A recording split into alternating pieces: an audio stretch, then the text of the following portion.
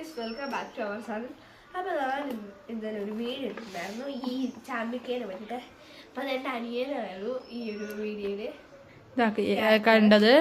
അവൻ ചാമ്പയ്ക്കൊക്കെ പിടിച്ച് നിൽക്കുന്നത്. അപ്പം ഇന്ന് നമ്മൾ ചെയ്യുന്നത് ചാമ്പയ്ക്ക എന്ത് ചെയ്യണം. നമ്മൾ ഇന്ന് ചാമ്പയ്ക്ക വൈൻ ഉണ്ടാക്കുന്നുണ്ട്, ചാമ്പയ്ക്ക ഉപ്പിലിടുന്നുണ്ട്, ചാമ്പയ്ക്ക അച്ചാറുണ്ട്. ചാമ്പയ്ക്ക ഇത്ര അധികം ഉള്ളത് കൊണ്ടാണ്, ഒരു കൊട്ട നിറയെ കിട്ടിയത് കൊണ്ടാണ് നമ്മൾ കുറച്ച് വേറെ സ്ഥലത്തൊക്കെ കൊടുത്തിട്ടുണ്ട്. കുറേ കിട്ടിയത് കൊണ്ടാണ് നമ്മൾ ഇങ്ങനെ ചാമ്പയ്ക്ക അച്ചാറ്, ചാമ്പയ്ക്ക വൈന്, ചാമ്പയ്ക്ക ഉപ്പിലൊക്കെ ഇടുന്നത്. അപ്പം എന്താന്ന് വെച്ചാൽ ഇത് നല്ല മധുരമുണ്ട് ചാമ്പയ്ക്കയ്ക്ക്. ചിലതിൽ നല്ല പുളിയുണ്ട്, ചിലതിൽ നല്ല മധുരമുണ്ട്. അപ്പോൾ നല്ല വൈനിലൊക്കെ നല്ലതായിരിക്കും. ചിലതിൽ പുഴുണ്ട്, അത് നോക്കി തിന്നണം. ഇന്ന് നമ്മളിത് വൈൻ ഉണ്ടാക്കണം. വൈനൊക്കെ കുറച്ച് കഴിഞ്ഞിട്ടൊക്കെ ഉണ്ടാക്കുള്ളൂ.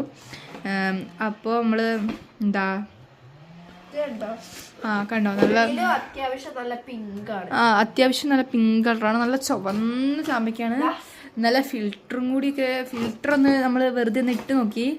ചാമ്പയ്ക്കേൻ്റെ ഒറിജിനൽ കളർ എടുത്തിട്ട് ഫിൽറ്റർ ഇട്ട് നോക്കുമ്പോൾ നല്ല രസം കാണാൻ. നല്ല ഫിൽറ്റർ ഇട്ടപ്പോൾ നല്ല ചുവന്ന തുടുത്തത്.